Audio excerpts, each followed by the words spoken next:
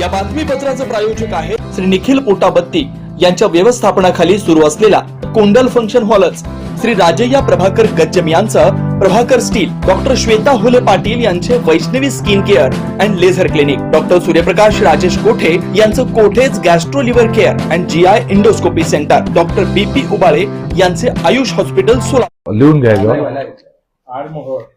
सुरुवातीला काय करायचं, सगळ्या पॅकेजला पाहिजे. बरं, दोन ते 3 मिनिटांमध्ये ना रात्रीच्या प्रकाराबद्दल स्पष्टीकरण द्या पाहिजे. 3 मिनिटांमध्ये, कारण ते पॅकेजला जात आहे. नंतर आपण सविस्तर पूर्ण सगळे विषय घेऊ. ठीक आहे. मोबाईल मध्ये लांब ठेव. एक मिनिट करा सुरू. दुसरं केलं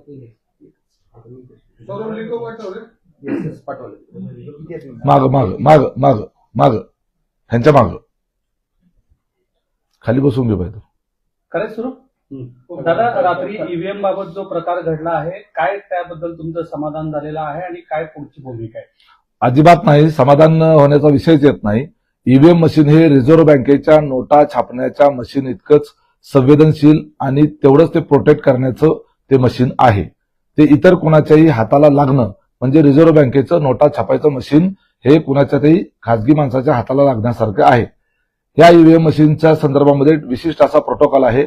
ते कशा पद्धतीनं स्ट्रॉंग रूम मध्ये घेऊन जायचं याची एक व्यवस्थित नियमावली सिस्टमॅटिक पद्धतीने ठरलेली आहे. ते विशिष्ट अधिकाऱ्याच्या हातात असावं लागतं. त्या अधिकाऱ्याने ते स्वतःपासून वेगळं होऊ द्यायचं नसतं.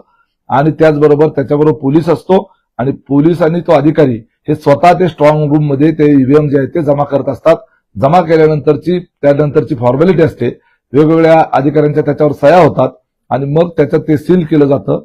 आणि ती सगळी प्रोसिजर आहे ती कुठलीही फॉलो न होता ते ईव्हीएम मशीन जे आहे हे खासगी व्यक्तीच्या हातामध्ये आणि खासगी गाडीमध्ये एखाद्या ढाब्यावर सापडणं हे भारतीय लोकशाहीच्या दृष्टिकोनातून आणि निवडणूक प्रक्रियेच्या संदर्भानं गंभीर स्वरूपाची शंका निर्माण करणारा आहे.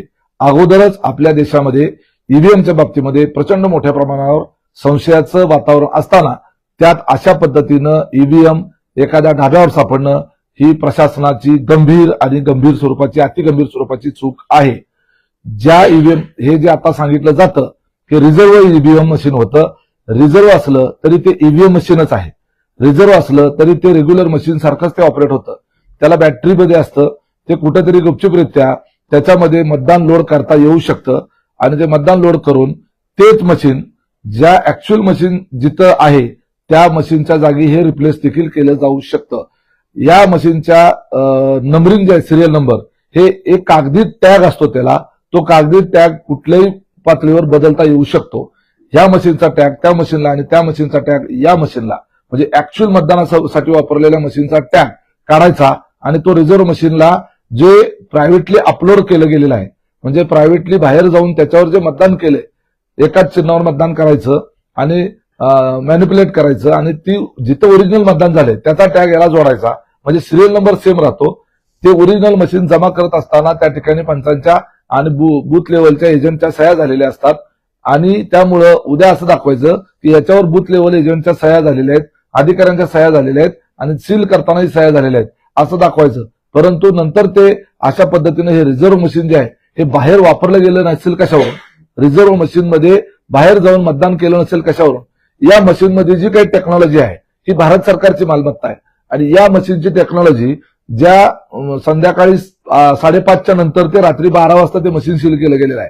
5:30 ते 12:30 या कालावधीमध्ये त्याच्यात टॅम्परिंग झालं नसेल कशावरून. ती टेक्नॉलॉजी कुणीतरी खासगी व्यक्तींनी ती त्या मशीनला कॉपी करून घेतली नसेल कशावरून. त्याची जी टेक्नॉलॉजी आहे ही जर इतरांना प्रायव्हेटली मिळाली तर अशा ईव्हीएम मशीन बाजारात सुद्धा तयार होऊ शकतील.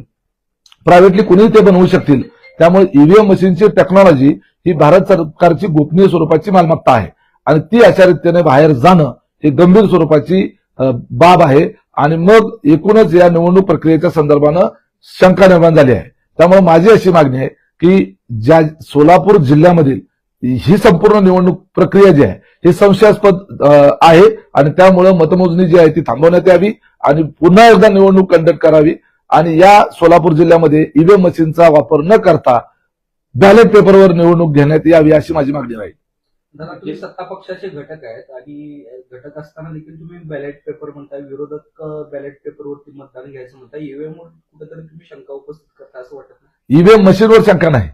ईव्हीएम मशीन जे आहे ती शेवटी मशीन आहे. या मशीनला कशा पद्धतीनं टॅम्परिंग केलं जातं, कशा पद्धतीनं प्रशासकीय यंत्रणेला हाताशी धरून त्या ईव्हीएम मशीनच्या मशीनमध्ये त्रुटी नाही, ह्या सगळ्या मानवी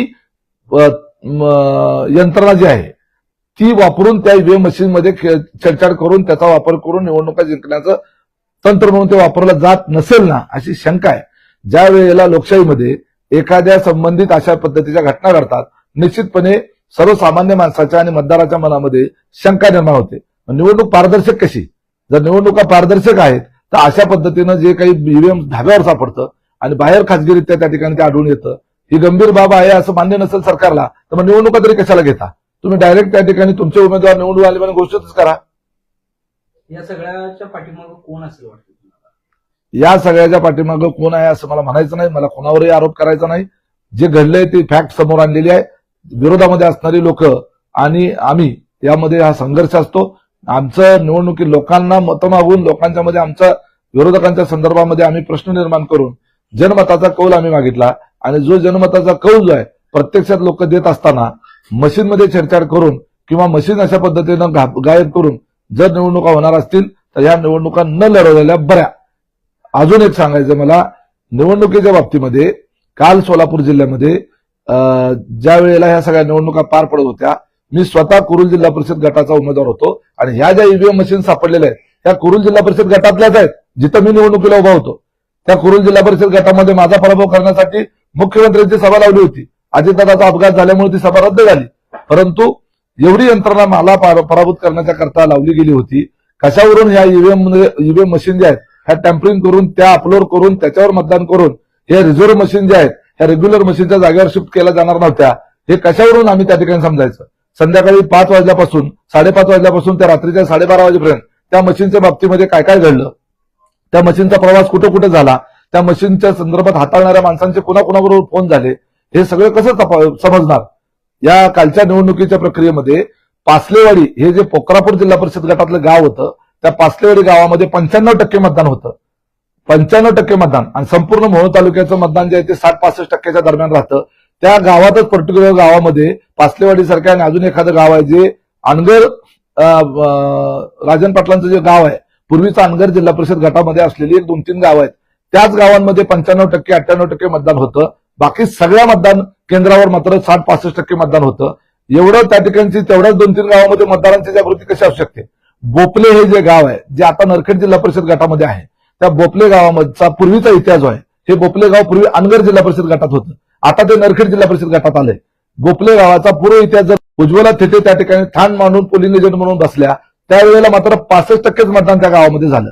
म्हणजे बोपले हे अनगरमधलंच एक गाव पूर्वीचं, त्या ठिकाणी आम्ही त्या ठिकाणी पोलिंग एजंट सक्षम उभा केला आणि त्या ठिकाणी आम्हाला त्या पोलिंग एजंट देता आला किंवा त्या ठिकाणी बाहेर आम्हाला यंत्रणा उभा करता आली म्हणून, आणि प्रशासन सगळं त्या ठिकाणी पोलीस यंत्रणा मोठ्या प्रमाणात आल्यामुळे त्या ठिकाणचं मतदान 65% झालं.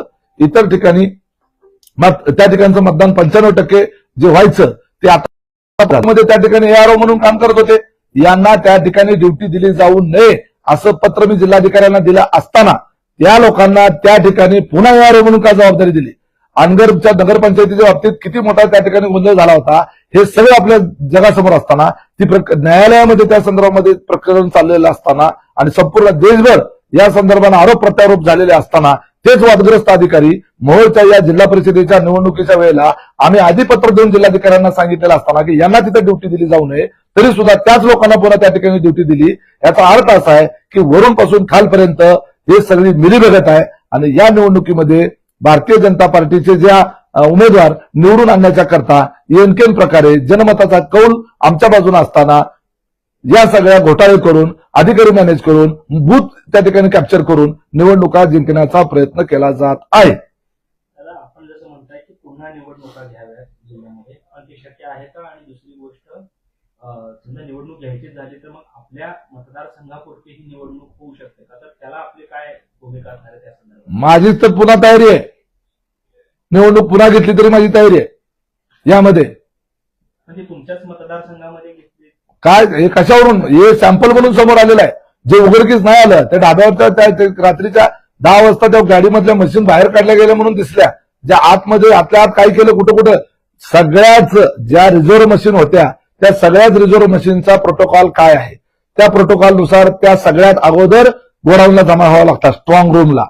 त्याच्या मागून ह्या ऍक्च्युअल मतदान झालेल्या मशीन याव्या लागतात, असा तो प्रोटोकॉल आहे. तसं पद्धतीनं ते झालंय का हे तपासावं लागेल. रिझर्व्ह मशीन किती वाजता उचलल्या गेल्या, किती वाजता स्ट्रॉंग मध्ये रूम मध्ये पोहोचल्या, ह्याचं सुद्धा सगळ्या तपासणी करावं लागेल. रिझर्व्ह मशीन हाताळणारे जे कोणी कर्मचारी होते त्यांचे कॉल डिटेल तपासावे लागतील. त्यांचं कॉल डिटेलमध्ये कॉल लोकेशन ते बघितलं पाहिजे. त्याचबरोबर ज्या मशीन त्यांना जो रूट दिला होता त्या रूटनुसार त्या गेल्या का प्रत्यक्षात हे तपासावं लागेल. जो रूट सांगितला गेला त्या रूटनुसार मशीन गेल्या नाहीत असा अनेक जणांचा आरोप आहे. बरेच जण ते एसटी मध्ये ज्या एसटी वाहन म्हणून वापरलं जातं त्या स्ट्रॉंग मध्ये रूम मध्ये त्या मशीन घेऊन जाण्याच्या करता त्यांना जो रूट दिला होता तो रूट त्या लोकांनी फॉलो केलेला नाही.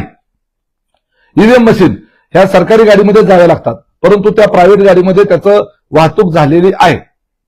ह्या सगळ्या बाबीची तपासणी झाली पाहिजे.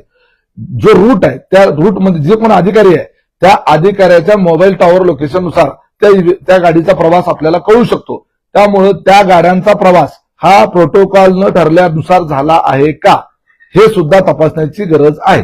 दादा कुठेतरी तुम्ही जे आरोप करताय त्या आरोपामध्ये कुठेतरी अनगर हे नाव सातत्याने तुम्ही चर्चेत आणताय. कशा पद्धतीने बघताय, कारण तुम्ही म्हणताय की कॉल डिटेल्स चेक झाले पाहिजेत, काय संशय आहे नेमका तुम्हाला? निश्चितपणे या ठिकाणी भारतीय जनता पार्टीच्या विरोधामध्ये आमची त्या ठिकाणी निवडणूक लढाई होती.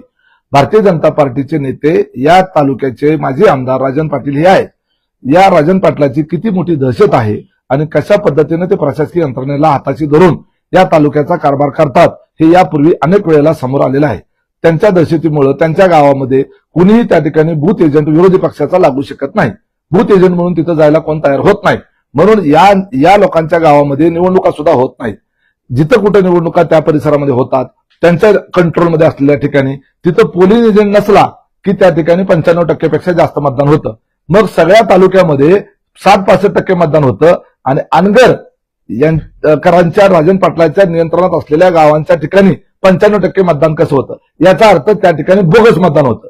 त्याचा अर्थ असा आहे की त्या ठिकाणी अधिकारी जे नेमलेले असतात सरकारचे ते मॅनेज झालेले असतात, त्यांच्या डोळ्यात देखतच हे सगळं बोगस होतं. महिलांचं सुद्धा मतदान होतं. तुम्ही चेक करा पाचलेवाडी गावामध्ये महिलांचं मतदान झालं का.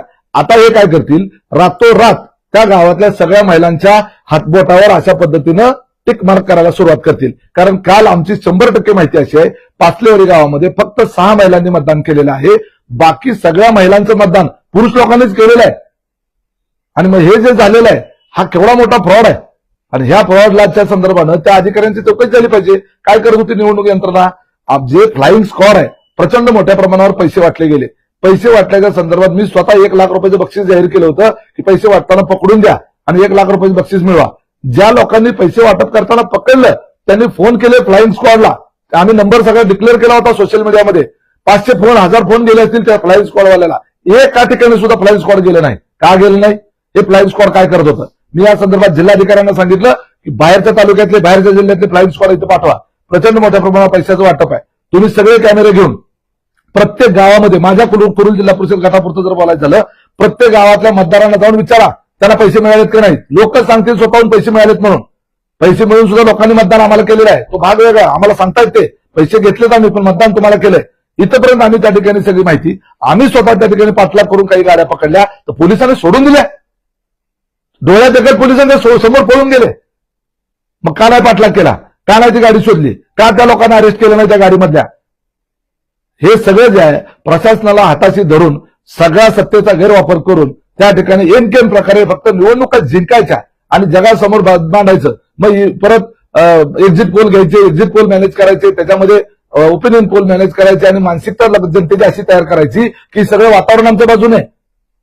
आज आमच्या सभांना त्या ठिकाणी 8-10 हजाराची गर्दी जमते. यांच्या सभेला 200-300 लोक सुद्धा येत नाहीत.